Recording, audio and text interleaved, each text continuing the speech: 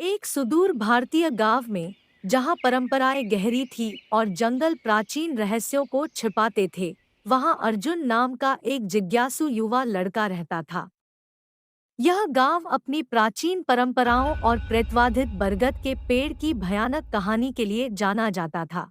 लेकिन अर्जुन अपनी अतृप्त जिज्ञासा के कारण रहस्यमय पेड़ के आकर्षण का विरोध नहीं कर सका। एक चांदनी रात में, जब गांव अंधेरे में डूबा हुआ था, अर्जुन हाथ में टिमटिमाती लालटेन लेकर चुपचाप अपने घर से बाहर निकल गया। वह प्रेतवाधित बरगद के पेड़ की ओर बढ़ गया। उसकी विशाल शाखाएं भयानक छायाएं बिखेरती हुई उसकी ओर बढ़ती हुई प्रतीत हो रही थी। जैसे ही अर्जुन पास आया, उसने रात की हवा के साथ हल्की हल्की फुसफुसाहट सुनी, ऐसी आवाजें जो उदास और क्रोधित दोनों लग रही थी। अचानक पेड़ के खोखले तने से एक अजीब आकृति उभरी। वह एक महिला थी। उसकी साड़ी फटी हुई थी और उसकी आंखें दर्द से भरी हुई थी। यह मीरा थी, एक आत्मा जो श्राप के कारण पेड़ से बंधी हुई थी। वह दुखी स्वर में बोली, बच्चे, तुम्हें यहाँ नहीं आना चाहिए था। मीरा ने बताया कि बहुत पहले उस पर एक ऐसे अपराध का झूठा आरोप लगाया गया था जो उसने नहीं किया था। जब मीरा ने अपनी दुखद कहानी सुनाई तो अर्जुन ने ध्यान से सुना। उसने बताया कि कैसे अभिशाप ने उसे अगले जीवन में शांति पाने से रोक दिया।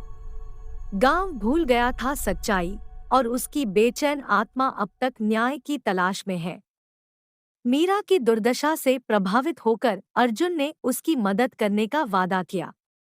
उन्होंने गांव के बुजुर्गों से सलाह ली और साथ में उन्होंने प्राचीन अभिलेखों की जांच की। उन्होंने ऐसे सबूत खोजे जो मीरा की बेगुनाही साबित करते थे।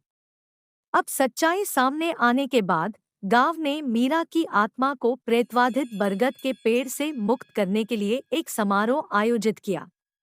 जैसे ही गांव वाले एकत्र हुए, प्राचीन भजन गाए, मीरा चमकने लगी। वह धीरे धीरे ऊपर उठी। उसका चेहरा कृतज्ञता से चमक रहा था और फिर रात में गायब हो गई। ग्रामीणों को शांति की एक नई अनुभूति महसूस हुई और प्रेतवाधित बरगद के पेड़ ने अपनी अशुभ आभा खो दी। जैसे जैसे अर्जुन बड़े होते गए, वे अक्सर शांत बरगद के पेड़ पर जाते थे।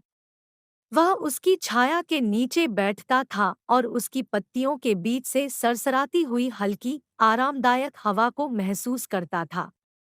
गांव के बच्चे इकट्ठे हो जाते थे और वह उन्हें मीरा की कहानी सुनाते थे, उन्हें सत्य की खोज करने और उन लोगों के प्रति दया दिखाने का महत्व सिखाते थे जिन्हें इसकी सबसे अधिक आवश्यकता थी।